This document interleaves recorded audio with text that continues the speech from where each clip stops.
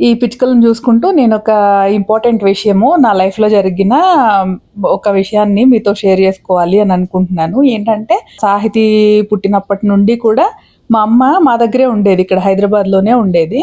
అయితే ఒక 2021 ఆగస్ట్‌లో మా ఊరెళ్ళిపోయింది ఇంకా. సాహితీ ఇంకా పెద్ద పిల్ల అయిపోయింది. 2½ ఇయర్స్ దాటిపోయి 3 రన్నింగ్‌లోకొచ్చింది గదా! అని జెప్పి ఊరెళ్ళిందింక.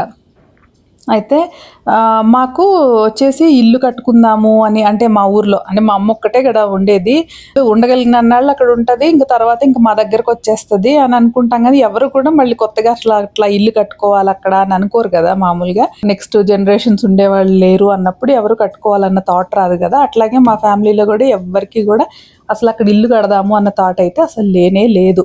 సరే ఆగస్ట్‌లో మా అమ్మ ఊరెళ్ళింది 2021 ఆగస్ట్‌లో. అయితే మాదొచ్చేసి చాలా పాతది. ఎప్పటిదో ఇల్లు. అయితే అది కొంచెము అంటే డ్యామేజ్ అయిపోలేదు గానీ ఓల్డ్‌గా మట్టుకు అయిపోయింది. మనము ఇంట్లోనే ఉంటూ మెయింటైన్ చేసుకుంటూ ఉంటే ఓకే గానీ, ఇక 2, 3 ఇయర్స్ ఇల్లు మూతబెట్టేసి ఎళ్ళిపోయాము అనంటే కొంచెం ఎంతైనా తేడా వచ్చేస్తది గదా! ఇల్లు. ఎందుకో గానీ అట్లా చాలా డిఫరెన్స్ వచ్చేస్తది. మళ్ళీ వెళ్ళిన తర్వాత సెట్ అవ్వాలి ఇంట్లో అనంటే చాలా కాస్త ఇబ్బందిగానే అనిపిస్తది. అయినా గూడా కొంచెం కష్టపడి కొన్ని రోజులు అంతా క్లీన్ చేసేసి మొత్తం సెట్ రైట్ చేసేసుకొని బానే ఉంది మా అమ్మ. అప్పుడు గూడా మనకేమి ఇల్లు కట్టాలన్న థాట్ అయితే లేదు. అయితే ఏమైందంటే ఒకరోజు మామూలుగా స్టేషనరీ షాప్‌కి ఏదో కొనడానికని వెళ్తే అక్కడ ఒక ఆవు దూడది చిన్న బొమ్మ ఒకటుంది అక్కడ డిస్‌ప్లేలో. అది చూసి మా సాహితి అడిగింది. సాహితికి చిన్నప్పటి నుండి గూడా ఆవులన్నా, దూడలన్నా భలే ఇష్టం. ఎందుకంటే ఇది టీవీ ఛానల్స్, కార్టూన్ ఛానల్స్‌లో మనకి పుణ్యకోటి అనేసి ఒక స్టోరీ వస్తది గదా! ఆవు తినేయాలని చూస్తే బిడ్డకి పాలిచ్చేసొస్తాను, తర్వాత తిందువు గాని మాటిస్తున్నాను అని చెప్పేసి ఆవు ఎళ్ళి బేబీకి అన్ని జాగ్రత్తలు జెప్పి మళ్ళీ పులి దగ్గరకొస్తే పులి ఫీలయ్యి అది నిన్నొదిలేస్తున్నాను, నేనెంత తప్పు జేశాను అని చెప్పి కొండ మీద నుంచి దూకేస్తది పులి. అది చూసి అది భలే ఉంటదది. ఇన్ఫోబెల్స్‌లో వస్తది పుణ్యకోటి కథ అనేసి. అది చూసి చిన్న పిల్లప్పటి నుండి చూసి గూడా తనకి బాగా ఇష్టం. ఎంత ప్రేమో అసలు ఆవులు, దూడలు అంటే మాత్రం. అన్ని యానిమల్స్, బర్డ్స్‌లోకెల్లా ఆవు, దూడ అంటే మట్టుకు అంత ఇష్టం చూసి. ఇంకా షాప్‌లో జూసి ఆవు దూడది అది కావాలని అడిగింది. అసలది ఏం మెటీరియల్లో ఏమో గూడా తెలీదు. సరే కొనిచ్చాను. అదేదో రూ. 40 అనుకుంటా. 40, 45 రూపీస్ కొనిచ్చాను. తెచ్చుకొని ఇంకా ఆడుకుంటా ఉండేది. సరే ఒకరోజు మేము కూర్చొని టీవీ చూస్తా ఉన్నాము. సాహితి, నేను కూర్చొని. నేనేమో కంప్యూటర్‌లో ఏదో వర్క్ చేసుకుంటూ పక్కన ఏవో యూట్యూబ్ వీడియోస్ అంటే నండూరి గారివి రెగ్యులర్‌గా వీడియోస్ అన్నీ కూడా చూస్తూ ఉంటాను. అయితే ఆ వీడియో కంటిన్యూషన్‌లో ఒక షార్ట్ వీడియో ఒకటొచ్చింది. ఎవరో తెలీదు. ఎవరో పంతులు గారు మీరేదైనా గట్టి కోరికుంటే అది తీరడం కోసము 21 రోజులు మీరిట్లా చెయ్యండి అని చెప్పేసి ఒకటి చెప్పారు ఒక షార్ట్ వీడియోలో. అది విని నాకెందుకనిపిచ్చిందో ఏమో మరి అదేనేమో ప్రచోదనం అంటే, అనిపిచ్చడం అంటే. అట్లా టక్‌మని అనిపించేసింది. ఇంకా ఆ రోజు సాయంత్రమే పెట్టేసా. ఏంటంటే అది గురువుగారు చెప్పింది, ఆ పంతులు గారు చెప్పింది అసలా మళ్ళీ ఆయనెవరో, ఆ ఛానల్ ఏంటో ఇక అసలది గుర్తు గూడా లేదు నాకిప్పుడసలు ఎవరు చెప్పింది అనేది మాట గూడా. కానీ ఎవరో గాని అర్చక స్వామే వాళ్ళు గుళ్ళో ఎవరో అడిగితే వాళ్ళకి చెప్తున్నట్టుగా షార్ట్ వీడియో. ఆవు దూడ బొమ్మ పెట్టుకొని 21 రోజులు మంత్రం, సురభి మంత్రం ఉంటది. ఆ సురభి మంత్రంతో పూజ చేయాలని జెప్పేసి చెప్పారు. ఎట్లా అంటే ఆవు దూడ ఉన్న విగ్రహాన్ని పెట్టుకొని మనము ఏమైతే కోరుకుంటున్నామో ఒక 3 కోరికలని లిస్ట్ రాసి మనము ఆ పేపర్‌ని ఆవు దూడ దగ్గర పాదాల దగ్గర పెట్టుకొని అక్షంతలు అవి కలుపుకొని రోజు గూడా పూజ జేసుకోవాలి. ఎట్లా అంటే మామూలుగా దీపారాధన చేసుకున్న తర్వాత ఒక మంత్రం ఉంటుంది. ఓం శ్రీ సురభ్యై నమః అనే మంత్రాన్ని 21 సార్లు 21 రోజులు చేయమనేసి అన్నారు. బెల్లాన్ని నివేదించుకోమన్నారు గోమాతకి. అట్లా అంతవరకే అంతే ఉంది వీడియోలో. 21 డేస్ రోజుకి 21 సార్లు 21 రోజులు చేయమని జెప్పేసి. ఇంకా ఆ రోజు సాయంత్రమే సాహితీ ఆడుకోవడానికి గొనుక్కుంది గదా! ఆవు దూడ బొమ్మ. అది ఏం మెటీరియల్లో గూడా తెలీదు. ఐరన్ మీద కోటింగా, సిల్వర్ కోటింగా లేదా అల్యూమినియం మీద సిల్వర్ కోటింగో ఏదో అయ్యుంటుంది. అప్పట్లో అసలు ఆ నాలెడ్జ్ గూడా లేదు. నిజంగా అస్సలు లేదు. 2021లో కూడా నాకసలు ఆ నాలెడ్జ్ లేదస్సలు. అయితే సాహితీ ఆడుకునే బొమ్మ తీసుకొచ్చి అది కడిగేసి, బొట్టు పెట్టేసి పూజ దగ్గర పెట్టేసా. పూజ గదంటే ఇప్పుడున్నంత సెటప్ కూడా ఉండేది గాదు. చిన్న వార్డ్‌రోబ్‌లో ఉండేదంతే. అంతకన్నా ఉండేది గాదు. ఇదిగో ఇక్కడ ఫోటో యాడ్ చేస్తున్నాను అప్పట్లో తీసుకున్న పూజ చేసి తీసిన ఫోటోస్. అయితే ఒక లక్ష్మీదేవి విగ్రహంలో లోపల ఇనుప కడ్డీ ఉందన్నాను గదా! ఇక్కడ ఈ ఫోటోలో ఉంది చూసారు అదే ఆ లక్ష్మీదేవి విగ్రహమే. తర్వాత మార్చేసుకున్నానులేండి. ఇంకా అయితే ఇదిగో ఈ ఆవు దూడనే అక్కడ పెట్టుకున్నాను. అదిగో 3 కోరికలు రాసాను పేపర్ మీద. రాసేసి దానికి ఊడిపోద్దేమో అని చెప్పేసి ఒక చిన్న రబ్బర్ బ్యాండ్ కూడా ఏసి ఇంకా ఆవు దూడ దగ్గర పెట్టేసా. పెట్టేసి అదిగో అక్షింతలు కలిపి పెట్టుకున్నాను. ఎక్కువగా కలిపేసి పెట్టుకున్నా. 21 డేస్ కూడా. ఇంకా ఎట్లా అంటే నేను ఎవరికీ చెప్పను కూడా చెప్పలేదు. కోరికలు ఏం రాసుకున్నానంటే అండి, ఫస్ట్‌ది మా ఊర్లో ఇల్లు కట్టుకోవాలి అని చెప్పి. అసలు మా ఊర్లో ఇల్లు కట్టాలన్న థాట్ మాకసలు ఎవరికీ లేదు. కట్టుకోవాల్సిన అవసరం కూడా లేదు. కానీ ఎందుకో రాసేసా. మా ఊర్లో ఇల్లు కట్టుకోవాలి. ఆ ఇల్లు బాగా పాతగా అయిపోయింది కదా! తీసేసి మళ్ళీ కొత్తగా ఇల్లు కట్టుకోవాలి అని చెప్పి ఫస్ట్ కోరిక రాసా. రెండోదొచ్చేసి మా సాహితి పుట్టినప్పుడు హాస్పిటల్‌లో ఉండేటప్పుడు వాళ్ళు థర్మామీటర్‌తో చెక్ చేస్తారు గదా! రోజు టెంపరేచర్ చూస్తారు గదా! అది తనేదో కదిలినప్పుడు తగిలినట్టుంది ఫోర్‌హెడ్ దగ్గర. కరెక్ట్‌గా బొట్టు పెట్టుకునే దగ్గర. అయితే అక్కడది కొంచెము బ్లడ్ క్లాట్ అయిపోయి అది పోవట్ల. తర్వాత డాక్టర్‌ని అడిగితే కూడా ఇది ఏజ్ పెరుగుతున్న కొందికి పోతది, ఉండదు. కానీ పోలేదు అనంటే ఒక 20స్‌లోకొచ్చినప్పుడు ఒక సర్జరీ చేసి తీసేయాల్సుంటుంది అని జెప్పేసి అన్నారు. ఇదేంటా అనుకున్నాము. ఇంత చిన్న పిల్లకేమి మనము చేయకూడదు గూడాను. ఏమి దాని మీద ట్రీట్మెంట్స్ వదిలేయమనేసి అన్నారు. సరే అది అట్లానే ఉంది. ఎప్పుడు కొంచెం ఇంకా స్ప్రెడ్ అయినట్టుగా కూడా ఉండి పోలేదు. అయితే రెండో కోరికొచ్చేసి అది రాసాం. ముందు కోరికే ఇల్లు కట్టుకోవడం రాసేసాను. రెండో కోరిక మా సాహితీ ఫోర్‌హెడ్ మీద ఉన్న బ్లడ్ క్లాట్ పోవాలి అని చెప్పేసి రాసాం. మూడోదొచ్చేసి నేనప్పుడే 2019లో మాది బిజినెస్ నాది ఓన్‌గా మన ప్రైవేట్ లిమిటెడ్ కంపెనీ అనేది ఎస్టాబ్లిష్ అయింది కదా! తర్వాత కోవిడ్ వచ్చింది. అప్పుడు కూడా లాస్‌లో ఎళ్ళలేదు గానీ నార్మల్‌గా వెళ్ళింది. అది కొంచెం డెవలప్ అవ్వాలి అని చెప్పేసి మూడోది. ఈ 3 రాసేసి పెట్టేసాను. 21 రోజులు కూడా పూజ చేశాను. ఎవరికీ చెప్పింది కూడా లేదు ఇట్లా చేస్తున్నానని. అసలు ఈ సంకల్పం కూడా బాగా గట్టిగా బలంగా పెట్టేసుకొని తీరాలి, తీరాలి అనుకుని చేసింది కూడా లేదు. అదేదో బావుంది. అప్పటిదాకా పూజ అంటే ఉత్త దీపారాధనే మా ఇంట్లో. అంతకు మించి ఏమీ చేసేదాన్ని గూడా గాదు నేనస్సలు. ఇప్పుడు ఇది మొదలుపెట్టిన తర్వాత కూడా దీపారాధన చేసేసి ఇదిగో ఈ మంత్రం ఉంది గదా! 21 సార్లు ఈ మంత్రం ఉదయాన్నే చదివేదాన్ని. ఇంకా అంతే. ఇక 21 డేస్ అట్లా జరిగింది గదా! అక్కడే నాకు ఎన్నో టర్నింగ్ పాయింట్స్ జరిగాయి. ఏంటంటే ఒకటొచ్చేసి పూజ, నిత్యం పూజ చేయాలన్న నిష్ట. అలాగే ఇంకా డెవలప్ చేసుకోవాలి. పూజా విధానాలన్నీ క్లియర్‌గా తెలుసుకోవాలి. ఇంకా డెవలప్ అవ్వాలి. ఇంకా ఎక్కువగా ఆధ్యాత్మికంగా, స్పిరిచ్యువల్‌గా ముందుకెళ్ళాలి అన్న కోరిక. ఇవన్నీ గూడా అక్కడే డెవలప్ అయ్యాయి. అదే టర్నింగ్ పాయింట్ అసలు. ఆ గోమాత పూజ చేసినప్పుడు.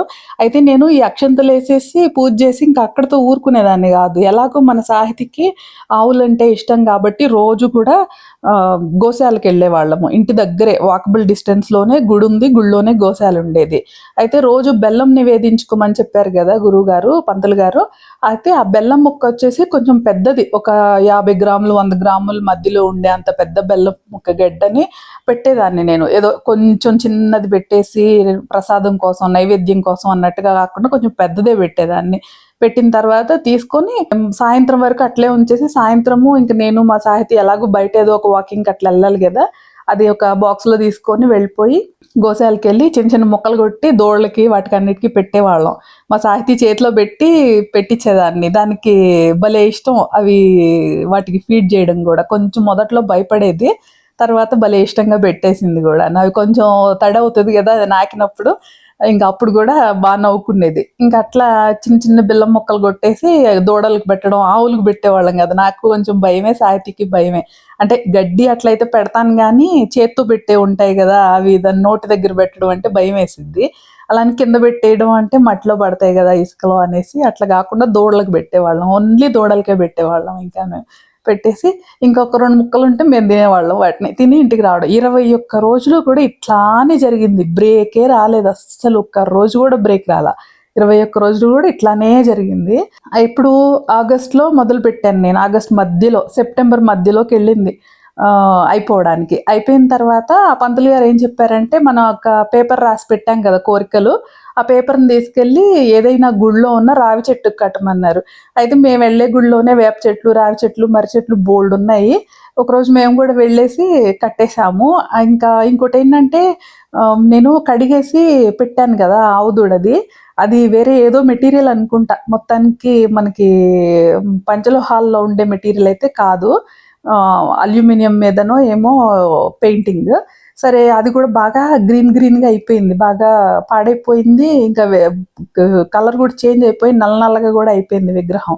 సరే ఏం చేసామంటే ఆ విగ్రహంతో పాటుగా ఆ అక్షంతలు, ఆ విగ్రహము, రాసి పెట్టుకున్న పేపరు, ఇంకా మొత్తం ఆ స్టఫ్ మొత్తం అంతా కూడా ఒక యెల్లో కలర్ క్లాత్లో కట్టేసి, ఇంకా నేను మా సాహితీ వెళ్ళేసి అక్కడ రావి చెట్టుకి కడదామంటే రావి చెట్టు బాగా హైట్గా ఉంది, కొమ్మలు కూడా అందే సిచ్యువేషన్ లేదు. అయితే పొట్టిగా ఉన్నది ఒక వేప చెట్టు, రావి చెట్టు కలిసి వచ్చే మొక్కలు ఒకటి ఉన్నాయన్నమాట గుడిలోనే, గుడి కాంపౌండ్లోనే కొంచెం వెనక వైపు.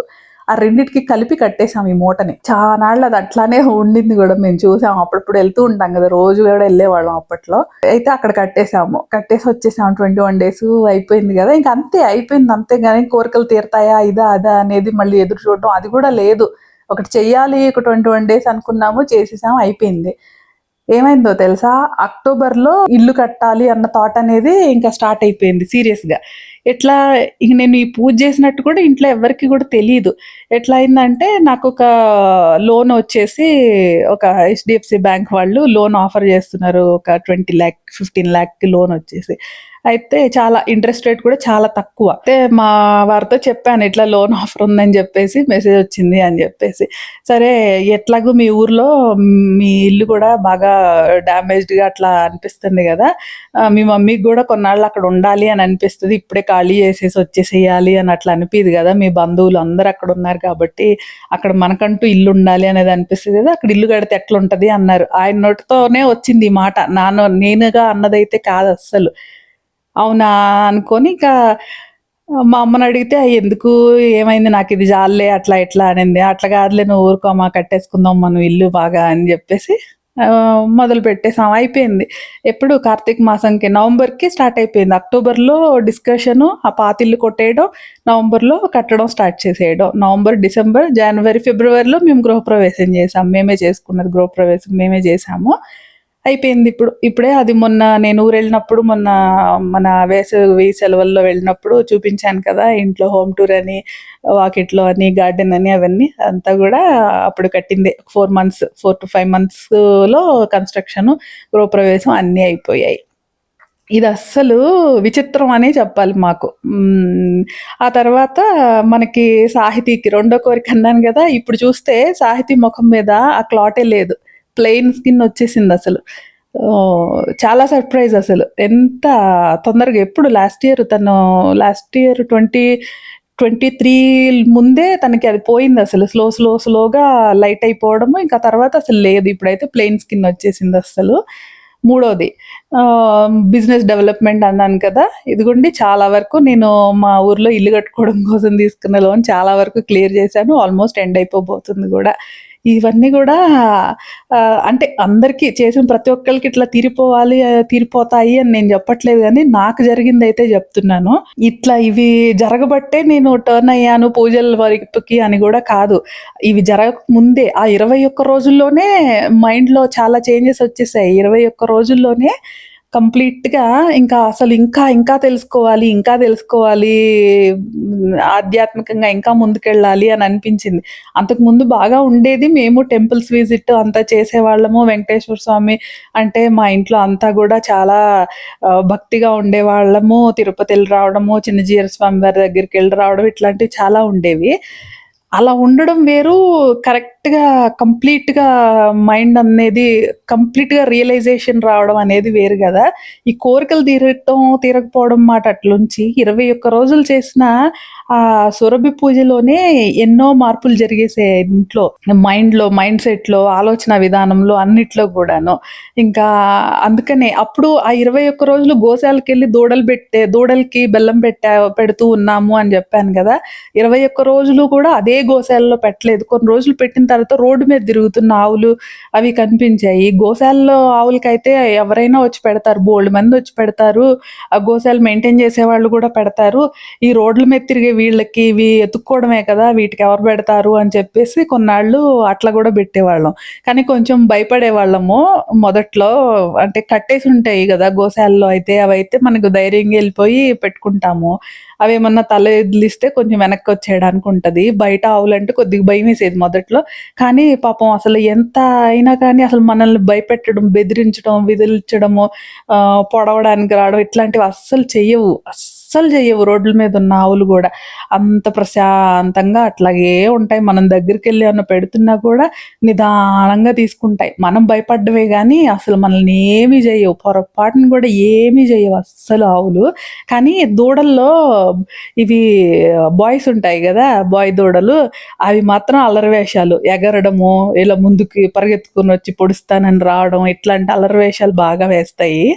వాటి దగ్గర మట్టుకు కొంచెం జాగ్రత్తగుండాలి. నిజంగా పొడవవు. కానీ పొడవడానికొచ్చినట్టు ఊరికే ఇక మనల్ని భయపెట్టడం అన్నట్టు, అంటే భయపెట్టడం గూడా గాదు. మనల్ని ఆడించడానికన్నట్టు అట్లా చేస్తా ఉంటాయి ఇవి. కానీ ఆవులు మట్టుకు అంత ప్రశాంతంగా ఉంటాయి. అస్సలు ఎలాంటి భయము ఉండదు ఆవు దగ్గరికెళ్ళి మనము ఏమన్నా పెట్టడమో, చేయడమో చేయడానికి. సో, అట్లా చేయడము ఇంకంతే. అప్పటి నుండి గూడా ఆవులెక్కడన్నా కనిపిస్తే మట్టుకి మేము చేయగలిగినంత చేసుకుంటూ పోవడం అనేది అలవాటయిపోయింది. అందరికీ గూడా ఇష్టమే గదా! ఆవులకి ఏమన్నా చేయడం అంటే మాక్సిమం చేయగలిగినంత చేస్తూ ఉంటాము. ఇంకా శక్తినిస్తే భగవంతుడు ఇంకెక్కువ జేయాలి అనేది గూడా మనకి కోరికుంటది ఆవుల గురించి. సరే ఇట్లా మేము ఇల్లు కట్టుకుని కోరికలైతే ఇలాగైతే వరుసగా వెంటనే టక్ టక్ టక్ టక్ మని తీరిపోయాయి. అదే ఆశ్చర్యంగా కూడా అనిపిస్తది. ఇంకా ఆ తర్వాత మనం చేసే పూజలవన్నీ గూడా అప్పుడు కోరికలు తీరాయి గదా! మళ్ళీ తీరతాయి అని అట్లాంటి ఉద్దేశంతో అయితే కాదు. ఆ 21 రోజులు చేయడంలో ఉన్న ఆ సంతోషం, ఆ తృప్తనేది ఇంకా 10, 15, 20 అడుగులు ముందుకేయించేసింది. ఇంకా ఇప్పుడు ఏం జేసినా కూడా కోరికల కోసం జేయడం గాదు, స్వామి కోసం జేయడం, భగవంతుని కోసం చేయడము, శ్రీమన్నారాయణుడి కోసం చేయడం అన్నట్టుగా మారిపోయింది మా ఇంటి వాతావరణం అంతా కూడా. సో, ఈ విషయాలు ఎందుకో ఈరోజు మీతో షేర్ జేసుకోవాలని అనిపించింది. మరో మంచి వీడియోతో మళ్ళీ మాట్లాడుకుందామండి.